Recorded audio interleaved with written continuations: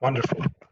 I'm really delighted to be part of this worldwide conference, and I'd like to welcome our entrepreneurs, artists, investors, futurists, change makers, and want to introduce you to the topic that is really close and I'm really passionate about.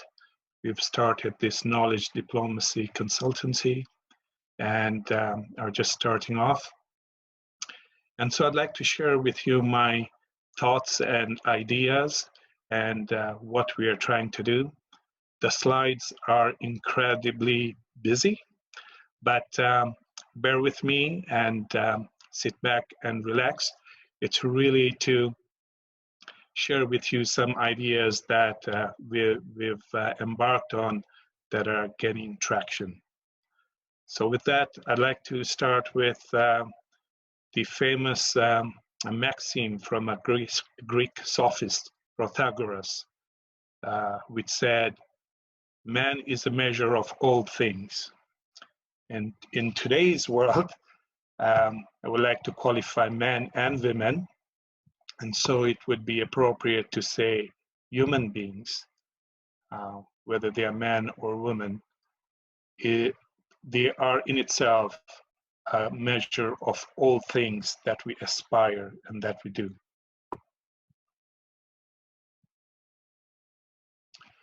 So it's interesting that we are at the most unique juncture of human history. And a month ago, our world was very different. But take into consideration with what we are going through and what we are embarking on. At no time in history have we known so much about ourselves and things around us. And at no time in history have we been so interconnected as now. We are now being part of what's called the knowledge society. But what does it really mean in terms of knowledge society and the participant, an educated person? What does it mean to be an educated person today in the global context? As you know, as we see, as we hear, images of strife cover our news feeds. Peace is fleeting when it should not be. We have challenges as the one we are experiencing right now, in addition to other important issues of our days, like modern day slavery and human trafficking. At knowledge diplomacy, we're simply using the magic of soft power, if I can call that, and quiet diplomacy to bring various domains of knowledge in creative ways and to engender fresh ways of understanding.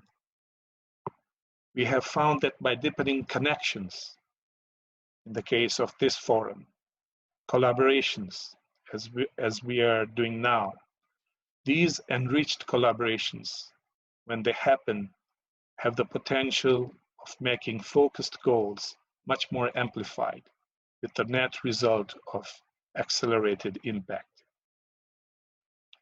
What do all these words mean? Let me elaborate with some examples to illustrate the approach. But first, let's define the core of who we are. Knowledge and diplomacy. As you can see this huge image here, data never sleeps. In the minute or so that I plan to talk about this slide, you will notice that almost 4.5 million searches will have been conducted on Google, and equally as many videos will be seen on YouTube. 18 million texts sent, and 10 times more emails sent. And Americans will have used 4.4 petabytes of data on the internet. We will have used 1 million plastic articles in the minute that we share. And all this data, actually so much data, competing for our attention. Yet, we have only posted love only 24,000 times. Consider this data point. 90% of the world's man-made or human-made data has been created in the last 2 years. I qualify this since nature has been creating its own unique data sets since eternity. We are just waking up to capture that now. There are 4.2 billion users, and 3 billion of us use interconnected devices. Let's consider more data. Think about this, for instance. 40 million human beings are trapped into modern slavery. That is more than the population of our northern neighbors, the Canadians. And we have learned from our esteemed speakers today in various forums that this modern slavery and human trafficking generates $140 billion. So what do we do with all this data? What does that mean? How is it connected? And what sense can we make? Let me put that into context. A moment ago, I alluded to Mother Nature as the biggest producer of data. Actually, from the time anything comes into existence, it starts generating its own unique data sets. We know this from the facts and observations about things that we see, that we touch, that we feel. These gatherings of disparate parts, when connected to other parts and put into context, generates information. This information gives us meaning and understanding of the interaction various parts play in trying to figure out the whole, engendering knowledge. If you look at the pyramid, all that is connecting and building on past data is really looking more from a perspective of generation. But knowledge society inherently suggests being futuristic and connecting and joining whole bodies of knowledge to glean insight and better predict future outcomes. That really is what wisdom is and comes with experience. No shortcuts there. But we humans can never be satisfied. And so if you look at Maslow's hierarchy, self-actualization comes into play. Human beings are always looking for meaning, for purpose. And when we connect all that together and figure out what that we are supposed to do, that is what makes our mission become more enlightened. We gain fulfillment, enlightenment, self-actualization. So this remarkable journey, graduating at this level to seek self-actualization, and for that, the top layers. These top layers are the most important. But what if we took this and inverted that? What if we started from the perspective of what it means to be enlightened? How can we tap into our wisdom? How do we use our knowledge for the betterment of others? Ultimately, all that we do is related to freedom, to love, to dignity. And when all that is restrained or endangered, all kinds of things break down, resulting in strife. Let me share with you the 17 or 18 social development goals put forward by United Nations. You can see from this pyramid, these people at the bottom, nature of a planet, and then to top it off are things that are at the core of human beings, our core, our connection to ourselves and our creator, spirituality. Let me give you another context. Look at these. Population dynamics versus the global economy, GDP. 50 years ago, China and India were considered to be basket cakes, unable to feed their populations. 50 years later, China and India are contending to become leading economies and are leaders in disruption in many sectors. When we talk about knowledge society, we're inherently talking about human capital built on multiple intelligences. There is a dozen different intelligences on which we build our sensory inputs, where we gain knowledge, information, and distill that into wisdom. The mere fact that people are able to survive against all odds requires skills and intelligence. So we no longer talk about people of the third world as being poor, unresourceful.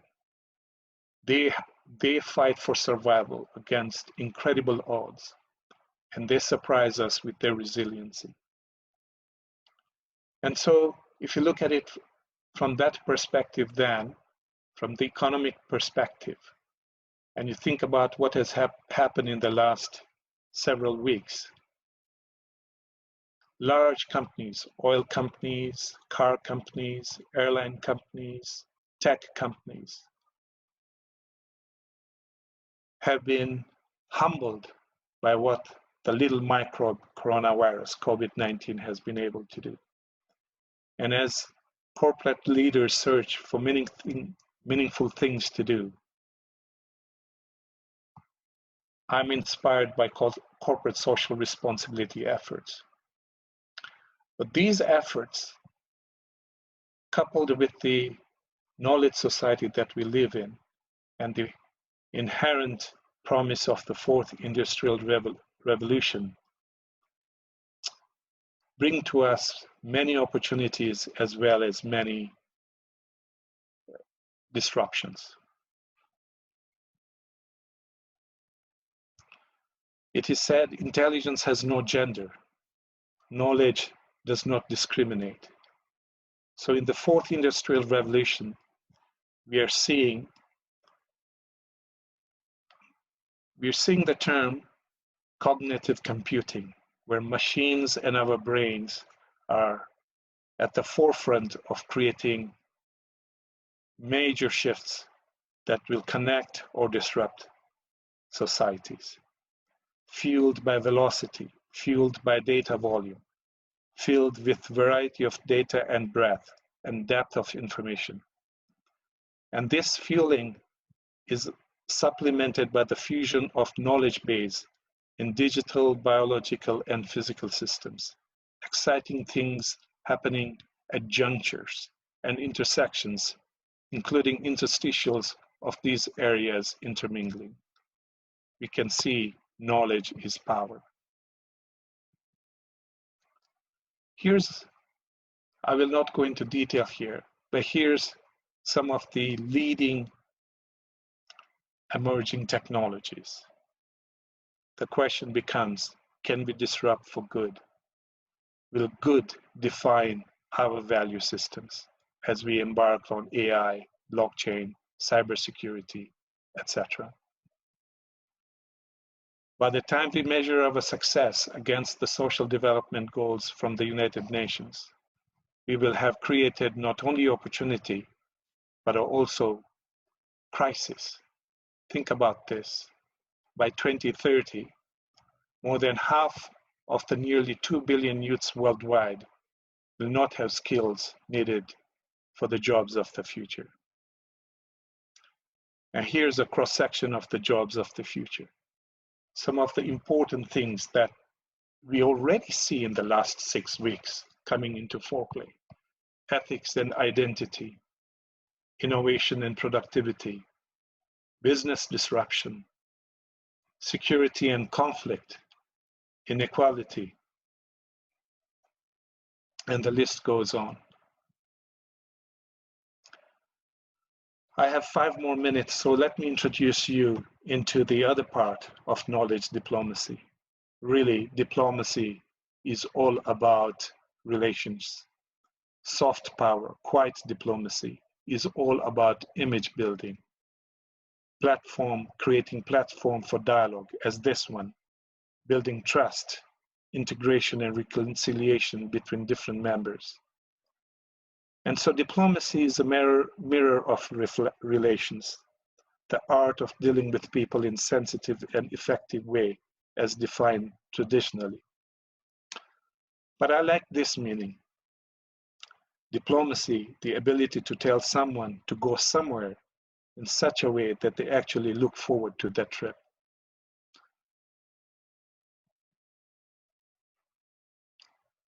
I mentioned earlier on the United Nations Social Development Goal. Goal 8.7 deals with human trafficking. And so the message, as we look at all these different things, is how can we use knowledge across different silos? How can we create intersections so different sectors can leverage other areas? I will skip this firmware, hardware, software, but the structures that anchor human capital are the ones that we all have. Trust, human relations, faith, business, academia are the other sectors.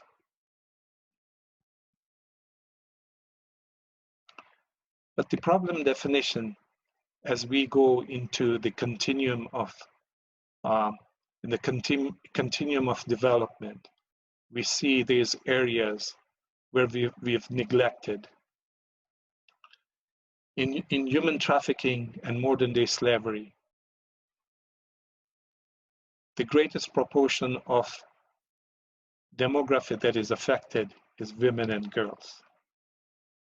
And so as we look at that, as we think about knowledge society, we need to consider how can we empower the other segment?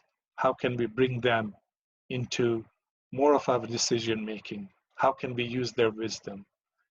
Because if we don't, it is as if we are going ahead with one eye or one lung. A society that does not empower its women, its children, its youth is a lost society. But I'm not just talking about that segment. I'm also talking about the youths. The example I've used here is of Greta.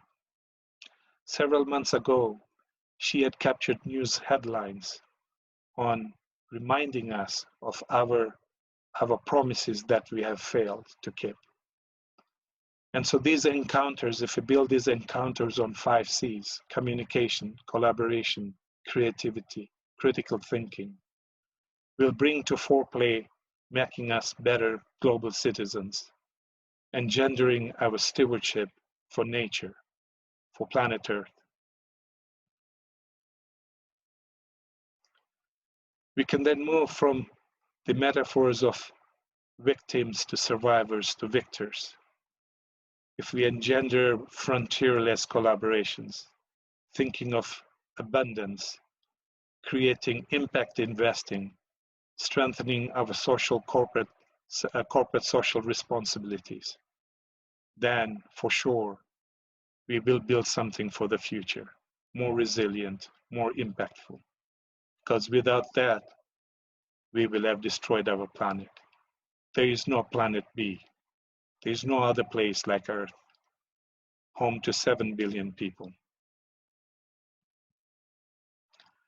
I had several instances of synergies that have been carried forward, but it looks like I'm running out of time.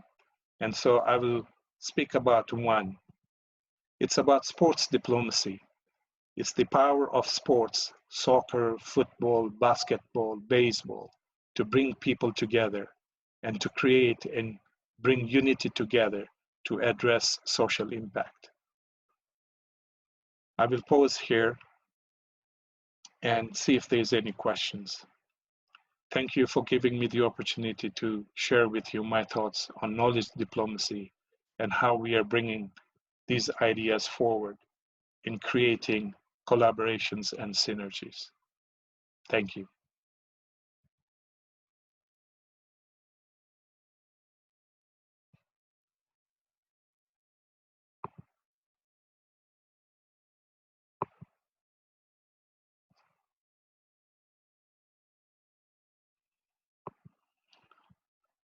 To our hosts, are there any questions? If not, then thank you once again for the opportunity, and I look forward to hearing our other presenters. Thank you. Thank you very much, Azim. That was really very inspiring. Thank you. Thank you.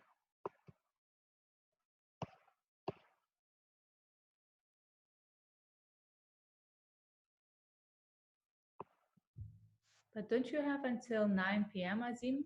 10 more minutes? I do have 10 more minutes, I guess. Oh, let me continue. I have more to share, if you will indulge me.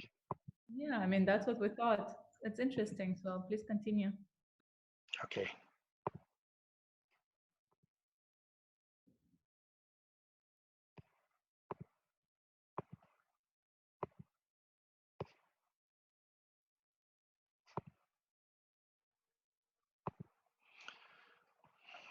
Well, I surprised myself.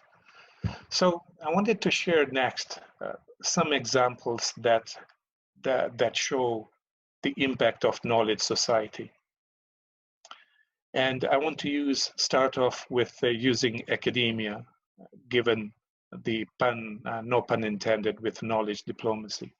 But the Aga Khan University is a university in Pakistan. It was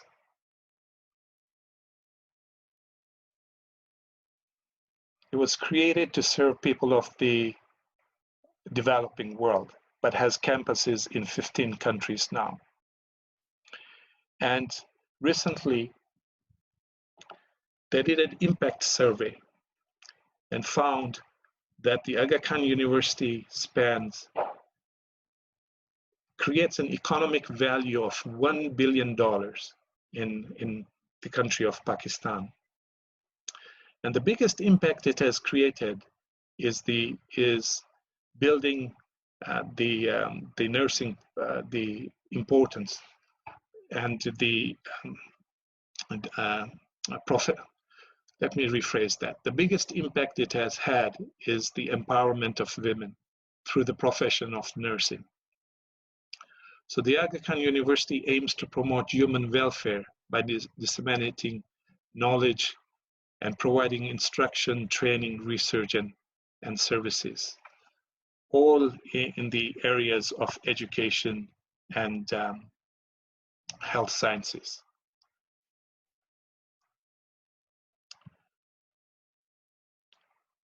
And so, with the growing campuses around the world, the next impact that it has had is in East Africa. What they found in the East African Institute at the Aga Khan University is this research they carried out, which surveyed 18 to 35-year-olds. Since East Africa is a very youthful region, 80% of the estimated 146 million East Africans are below the age of 35. The research that they carried out, the dialogue they had with youths, was really to see, in creating areas or regions of opportunity, how can we bring Africa to the forefront? And what were some of the value systems and the people's readiness to engage with change and the future? What they found was that these youths placed high value on religious faith, as well as family ties and work. The East Africa's youth defined that the values and attitudes and concerns and aspirations of that generation had both positive and negative. 50 to 60% of them aspire to start their own businesses rather than engage with traditional careers in law, teaching, medicine, or engineering, and agriculture for that matter. However, 40% of them, this is really disturbing, would do anything to receive a bribe or provide a bribe to accomplish their goals. Now think about it. In an emerging region with 65% of the population between 18 and 35, the value system to get ahead was bribery. These youths believed it did not matter how one made money as long as they did not end up in jail. So it's a distressing data point. But at the same time, if opportunities focus on developing and channeling on the strong values, positive values such as faith, family, hard work, and entrepreneurship, then that ethical orientation can really make an impact in some of the negative things. The strongly held values and spirit of enterprise, along with the impressive GDP growth potential, must be leveraged. Otherwise, we will face challenges of unemployment and a lot of distress in those regions. And then these populations become susceptible to other, how should I say, other influences. Let me use another example. There's another university called the University of Central Asia. In the mountain regions of Central Asia, in very isolated areas. This university is in 3 countries, Tajikistan, Kyrgyzstan, and Kazakhstan.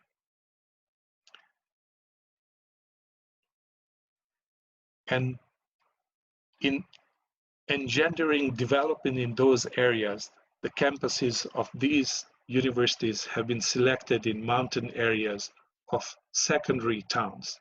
So instead of building campuses in the capital cities of these countries, secondary towns have been used. And in doing that, the population around these areas and cities now have a springboard for development. I will use another example, that of nature. Think about what we're going through and think about the microbe, the coronavirus COVID-19. It has humbled humanity. Perhaps we might have lost our way in thinking we were all powerful. Yes, we have conquered many areas. We have gone to space, but yet our ability to respond to nature has been short in some ways. Earlier on, I talked about we did not have Planet B. We did not have options for Planet B. And so our future is inherently tied to the future of the planet, to our habitat, to nature. And so in this humbleness, I guess in this humble era, as we strive to find cures for this pandemic, because really the virus is doing what it does. So we shouldn't go with the attitude of conquering and destroying the virus. We shouldn't be arrogant. We should be humble in our approach to find and learn from nature so that we can become custodians of our habitat and better stewards of our planet. So there was this notion of country overshot. And the notion said, when would Earth be overshot? How fast will we use up our resources within a 12-month scale? And depending on which country you reside in and the resources that country uses in terms of electricity, pollution, energy consumption, etc., impact of carbon footprint, it measures how quickly different countries run out of the resources. Another area to look at from a sustainability development approach is to look at our resources in terms of air, in terms of water, in terms of earth, our soil, and the productivity of these resourcefulness of these resources. 17 countries face extreme water stress levels, as you can see from this map, right? But look at this image. This is man and nature. If we are able to have that kind of relationship with our natural surroundings, where we are humble, where we take care of our nature, of our animals, of fauna, of our flora, of planet Earth, then we will have more happiness in our lives, better sustenance that draws from the planet. I used to do, in a conference setting, I used to do an experiment, and happiness, human beings experience happiness. When they experience happiness, the neurotransmitter oxytocin is released. And the fastest way to get oxytocin is to give somebody a hug, to hug somebody, another human being, for 15 seconds. And that creates a lot of happiness. I will stop at this juncture. Thank you very much for giving me the opportunity for another 10 minutes to share my thoughts with you. Thank you.